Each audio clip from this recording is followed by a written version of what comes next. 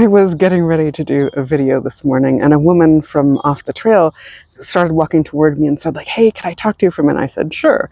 And she said, like, "Do you have like a podcast or something? Because I saw you here 6 months ago with your, your camera doing a video, well, my phone, and do you have a podcast?" And I said, "I'm on TikTok, and I posted on Facebook and other places." And she said, "Oh."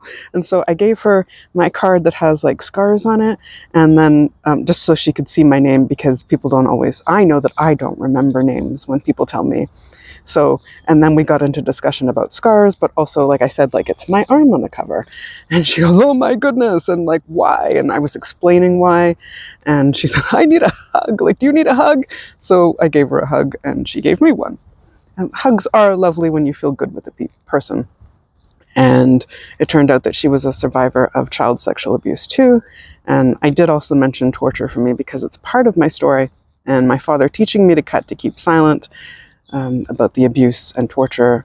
And like, that's how it started. But of course, I explained, like, I also used self-harm when I was a teen and later years to keep myself from remembering, like when memories were flooding, to keep myself silent because my abusers told me they'd kill me if I talked, to get through another moment of like so much emotional pain or despair, to like alleviate the emotional pain for a moment, to keep from killing myself, like so many reasons. And that's why many survivors, many people do self-harm too, like at least some of those reasons. And many of us are abuse and trauma survivors.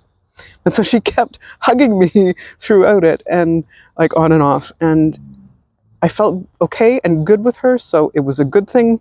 And it's lovely to get hugs, and it's also lovely to be heard, and it's also lovely to connect with other survivors of abuse and trauma, and who deal with mental health issues too, or just the trauma that comes from being a survivor of child sexual abuse or cult torture. So it was lovely to talk with her, and I'm glad she approached me. And it was also really lovely to hear what she's going to be doing. Like, many of us survivors do want to help other survivors, and also to make it a more compassionate, healing world. And I really love that about us.